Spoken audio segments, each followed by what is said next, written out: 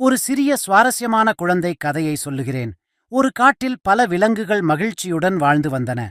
அந்த காட்டில் ஒரு சின்ன குட்டி திமிங்கலம் இருந்தது. அதன் பெயர் மின்னி. மின்னி மிகவும் குணமுடையவள். ஆனால் கொஞ்சம் பயமாகவும் இருந்தாள். அவள் நட்பு செய்ய விரும்பினாள், ஆனால் மற்ற விலங்குகளை சந்திக்க முடியாமல் அஞ்சினாள். ஒரு நாள் மின்னி தண்ணீரை குடிக்க குளத்திற்குப் போனாள். அங்கு ஒரு சின்ன குரங்கையும் என்று சந்தித்தாள். குரங்கின் பெயர் குட்டி. குட்டியும் மிகவும் நட்பு குணமானவள். அவள் மின்னியை பார்த்து, "நீங்கள் யாரு? நான் உங்களோடு விளையாடலாமா?" என்று கேட்டாள். மின்னி முதலில் பயப்படினாள், ஆனால் குட்டியின் மழுப்பாட்டை பார்த்து கொஞ்சம் துணிவாக உணர்ந்தாள். "நான் மின்னி, நிச்சயம், நாம இருவரும் சேர்ந்து விளையாடலாம்" என்றாள். அந்த நாள் முதல் மின்னி மற்றும் குட்டி மிகவும் நல்ல நண்பர்களாக ஆகிவிட்டனர். அவர்கள் தினமும் சேர்ந்து விளையாடினார்கள், உணவை கொண்டு சென்றனர், கதை சொல்லி சிரித்துக் கொண்டிருந்தார்கள்.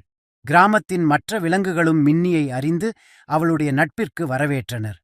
மின்னி தனது பயத்தை முறியடித்து தன்னம்பிக்கை கொண்டவளாக மாறினாள். இந்த கதையின் கடைசி, நண்பர்களுடன் தன்னம்பிக்கையோடு இருக்கலாம் என்ற சொற்றொடருடன் முடிகிறது. இந்த கதையை சிறிய குழந்தைகள் கேட்டு மகிழ்ந்தார்கள். அதே சமயம் தன்னம்பிக்கையும் நட்பும் எவ்வளவு முக்கியமென்றும் உணர்ந்தார்கள்.